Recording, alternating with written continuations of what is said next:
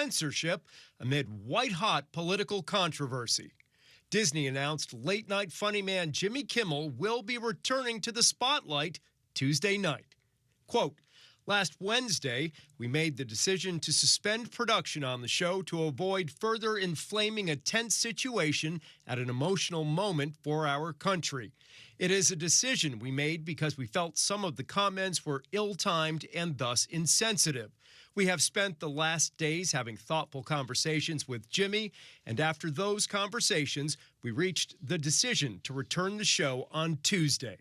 The news comes 1 week after Kimmel said on his show that the accused killer of conservative activist Charlie Kirk was a member of the MAGA gang and that right-wingers were trying to deny it while pursuing political points off the assassination.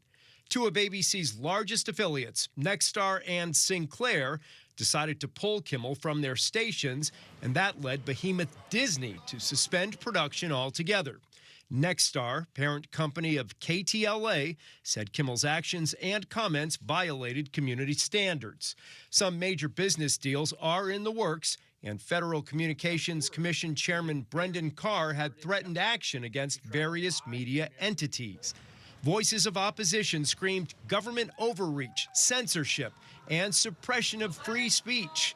One of the most influential comes from shock jock Howard Stern, who spoke out shortly before the announcement that Kimmel was back in action. When the government says, "I'm not pleased with you, so we're going to orchestrate a way to silence you," it's the wrong direction for our country, and I should know. I've been involved in something like this. It might sound stupid, but the thing I did, this morning I'm canceling my Disney Plus. I'm trying to say with the pocketbook that I do not support what they're doing with Jimmy. Sinclair says it will continue to preempt Jimmy Kimmel Live. However, conversations are ongoing. We are still waiting to hear tonight from Nexstar. Reporting live in Hollywood, Chris Wolf, KTLA 5 News. All right, Chris, thank you. The man accused of firing multiple shots into the front lobby of the ABC television station in Sacramento on Friday was arraigned this afternoon in federal court.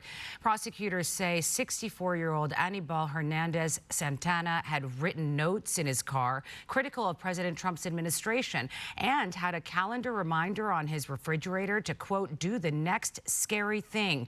He's suspected of assault with a deadly weapon and shooting into an occupied building. No one was hurt. The Jewish High Holy Days begin tonight at sundown as Jews around the world celebrate the new year with prayer and reflection. But recent attacks on the Jewish population and a rise in anti-Semitism, that all has the community on edge. KTLA's Rachel Menitoff is live in Encino as synagogues are taking extra security precautions tonight. Rachel. Sure, Micah, every synagogue will take it upon itself to determine the level of security that it needs. Here at Valley Beth Shalom in Encino, there are armed guards and metal detectors. This is, of course, nothing new. Everyone is also going to have to show their ID and their ticket to get inside. In the wake of unprecedented levels of anti-Semitism, the LA Jewish community is certainly on higher alert leading into the Rosh Hashanah holiday. Rosh Hashanah this year, it's a very hard one. And last year, since October 7, you know. While the new year is celebratory and intended to be sweet, a bitter taste left behind over the last few months after vandals painted swastikas on Ventura Boulevard, targeted a Jewish business, and most recently this man seen taping swastika stickers to Teslas. You know, my parents immigrated from the former Soviet Union to get away from this. And now, in 2025, this is being normalized. The mayor's office says it's met with Jewish leaders to devise safety plans. LAPD is stepping up patrols, coordinating with synagogues, already heightened security protocols, and is updating its databases of Jewish institutions and their locations. The Anti-Defamation League says the latest FBI numbers show hate crimes are generally decreasing, except for anti-Semitic hate crimes, which necessitates stronger security. So while there's nervousness and apprehension, there's also, a lot of vigilance in the organized Jewish community, and there's a lot of community resilience that we're going to show up and we're going to be there. Many people say they're hoping all of these precautions are simply that, safeguards against violence and hateful speech. Your year will be sometimes sweet, sometimes not, but it's always It's a new year. It's a new way to start. And Rosh Hashanah officially starts tonight and is observed through Wednesday night. The next major holiday will be Yom Kippur next week. I should also mention the Sheriff's Department is stepping up patrols all around LA County. That's the latest in Encino. I'm Rachel Menitoff. Cher, Micah, back to you. Thank you, Rachel. Congresswoman Maxine Waters joined civil rights attorneys and local residents caught up in recent immigration raids to call on the United Nations Human Rights Council to denounce the raids. I was threatened by one of the ICE agents saying if I wanted to be killed, they had told me that they were going to send me back to Mexico, even though I had told them many times that I was a U.S. citizen and that I speak English. What this president is doing is hateful. It has nothing to do with understanding or appreciating the Constitution of this United States that allows those who want to become citizens to request through the laws that have been established to do that. They are creating a petition to call on the United Nations to investigate the United States for what they call countless human rights violations related to the raids, as well as excessive use of force. Federal authorities say they will not comply with California's new ban on law enforcement agents wearing masks while conducting operations. They say the law isn't enforceable when it comes to federal immigration agents. On Saturday, Governor Gavin Newsom signed Senate Bill 627 into law, along with several other restrictions on immigration enforcement.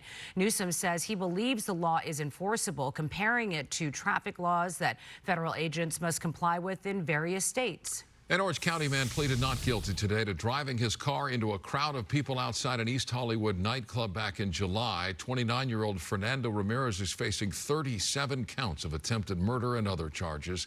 The LAPD says Ramirez had been kicked out of the nightclub on Vermont Avenue for being disruptive before the violent crash on July 19th. Thankfully, no one was killed. Ramirez is being held in jail on a $37 million bail until his next court date, October 28th. A police pursuit that started in the San Gabriel Valley ended in shots fired at a home in Upland. Officers began chasing carjacking suspects on the 10 freeway. The suspect vehicle was seen going the wrong way at times before crashing on Euclid Avenue. The armed suspects ran away in separate directions. One ran into the home on South Laurel Avenue. That suspect was shot twice and taken to the hospital. The other suspect was located and arrested. The suspect accused of breaking into a West Hollywood home and killing his ex-roommate's dog is under arrest tonight. Investigators say 27-year-old Anmol Batia abused the dog until it died. When the resident returned home, they realized the residence had been burglarized and discovered their pet dead. Batia faces up to 3 years in state prison if convicted. A 79-year-old man was killed by a suspected drunk driver last night in Orange. It happened on La Vida Avenue, just east of the 5 freeway, as Oscar Garcia Soto of Santa Ana crossed the street. Garcia Soto was in an unmarked crosswalk and had been visiting his wife at a nearby memory care unit. 26-year-old Brian Reyes of Santa Ana was arrested shortly thereafter. He was booked on suspicion of gross vehicular manslaughter while intoxicated. Thieves ransack a Santa Monica filmmaker's home while he is out of town for work. They stole valuables worth thousands of dollars and trashed the home, leaving drugs and alcohol behind. The break-in went far beyond a typical burglary. The filmmaker says the thieves heavily damaged his property by cutting the pipes and wires. Even more disturbing, his bedroom had been turned into a squatter's den, suggesting the thieves